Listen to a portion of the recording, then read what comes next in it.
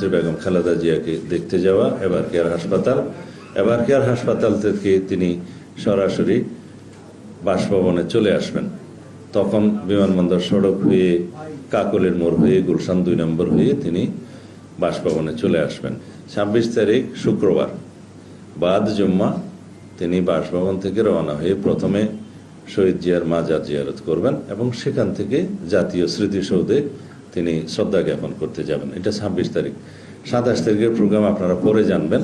সেদিন অন্যান্য অনুষ্ঠানের মধ্যে আমি শুধু আপনাদেরকে আগাম টাইমিং ছাড়া এখন বলতে পারি যে আমাদের সেদিনের অনুষ্ঠানের মধ্যে 27 তারিখে তিনি এনআইডি কার্ড এবং ভোটার হওয়ার সমস্ত কাজগুলো সেদিন করবেন। এরপরে শহীদ উসমান হাদির কবর জিয়ারত করবেন এবং যাওয়ার পথে তিনি পঙ্গু হাসপাতালে জুলাই অভ্যুত্থানের যে কর্মসূচি, পঙ্গু হাসপাতালে যাওয়া, তাদেরকে দেখতে যাওয়া সেটা, এবং এরপর আরেকটি অনুষ্ঠান হবে, সেটা এখনো আমরা বিস্তারিত ঠিক করি না, আপনাদেরকে যথাসময়ে জানাবো।